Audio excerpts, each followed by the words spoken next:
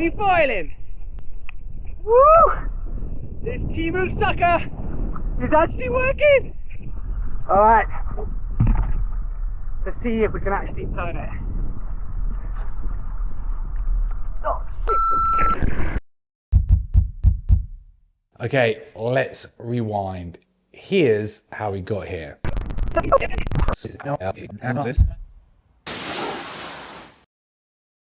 Inside this box is the cheapest hydrofoil on the entire internet. This may be the worst hydrofoil ever made or the best deal in the sport. All it took was a handful of cash, some faith in an unknown Chinese factory, and this guy who's dumb enough to buy it.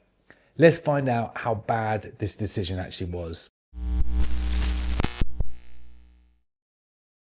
Let's face it, hydrofoils are expensive, like really expensive. For a top brand in their high performance range, you're looking at around 2,500 USD. And that's just the start. You need several front wings, some stabs, a different mast length, perhaps a board, a wing, a paddle. It gets crazy expensive pretty quickly. So when a Temu advert popped up onto my feed showing a foil for a fraction of the usual cost, well, my curiosity got the better of me.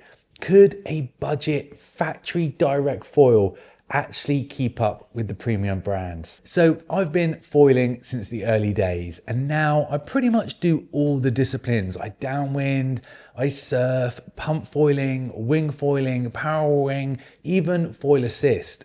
I'm completely foil brained, totally addicted. I absolutely love it.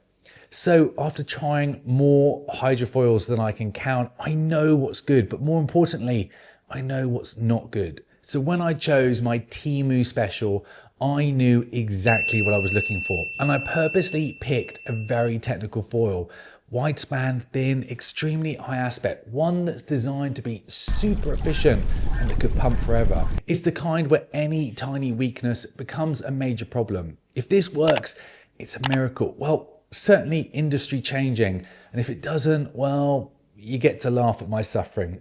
Either way, you win.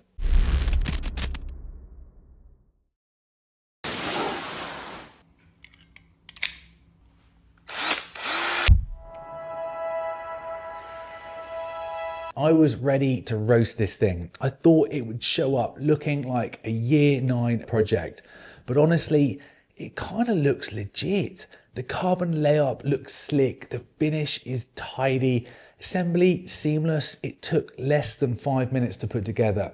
I was really impressed until a big red flag started appearing, and that was the flex. Like everywhere. This thing is wobblier than a jelly on a trampoline, and that's a real concern for me, especially with a foil with this much span. I'm really starting to regret my drunk purchase at this point. And the next alarm bell, the choice of material with no separation. We have carbon and aluminium with no barrier layer. Adding salt water to this, well, there'll be more corrosion than the steering column of the Titanic. But hey, I've not even ridden it yet, so let's give it a chance. All right, time to fly this sucker, and to remove as many variables as possible, I'm gonna use the dock start. This is essentially running along the dock with the board and then jumping on it and pumping away. Now, dock starting is not my forte, but I am consistent enough to be able to get results. I've chosen this discipline because it's what the foil is actually designed for, and it eradicates a heap of variables. Attempt 1, yeah, bucked off instantaneously. Attempt 2, same story. By attempt 10, well, you kind of get the picture.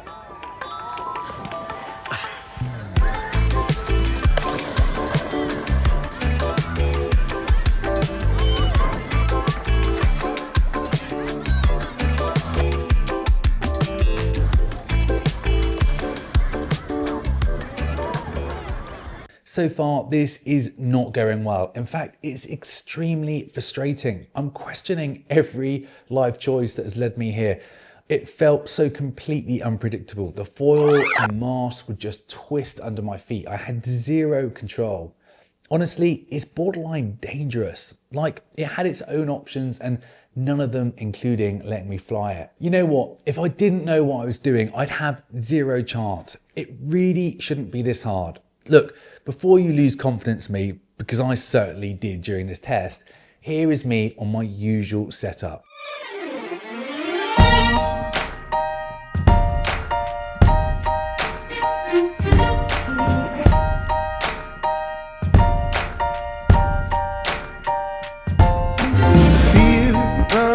Deep, spreading like a virus. Hate is cheap. Look, if foils were a car, my code Hydrofoil would be the Porsche 911 GT Touring. All the motorsport pedigree engineering ditches the show-off bling, pure focus on performance, and refreshingly easy to use. That's code foils in a nutshell.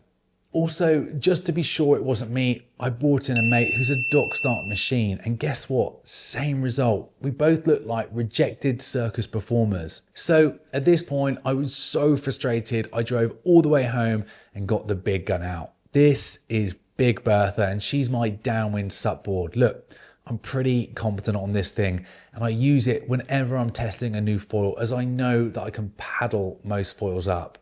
But the Temu special... I'm going to try it on this. I know that I can paddle up good.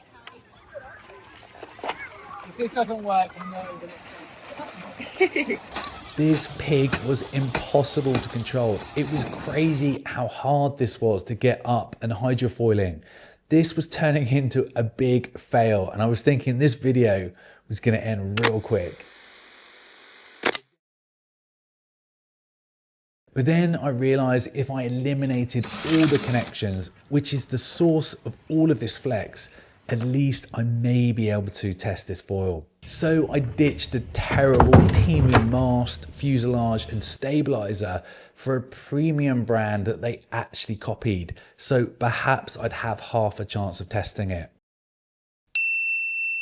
And then suddenly we're flying, we have control. Well, kinda. But I am foiling, so we know that the wing itself is okay-ish, it works, but the system it comes with is absolute spaghetti. All right, now we know that we can kind of fly when attached to proper gear, but let's compare it to my usual setup. My normal foil feels solid, predictable, efficient. You pump, it goes. You carve, it listens. You're in control, and most importantly, you're having fun. It feels premium, it feels connected, and yeah, it's not the cheapest, but it certainly sets a high standard.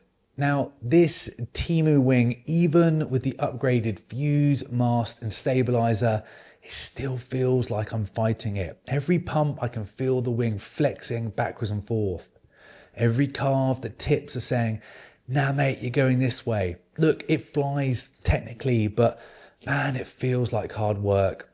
Foiling is supposed to be smooth, intuitive, not a full body argument. So side by side, it's clear that there is a world of difference between years of R&D, premium materials and refinement, and something that's pulled straight off a discount shelf. Yes, I know it's tempting to save money on hydrofoiling gear because it's so expensive, but a low price doesn't mean good value. Not when performance and safety just aren't there. Hydrofoils need precision, they need stiffness, they need engineering and real world testing by people with experience. That's what you're paying for. And this setup, it missed the mark on all of that. So if you're getting into the sport, my advice is to save a little longer for something that's proven. Look, if you enjoyed watching me suffer through this one, then do me a favor, make sure that you like, subscribe, hit that notification button, because I've got some huge projects lined up that you don't want to miss. And until next time, I'll see you on the water again soon.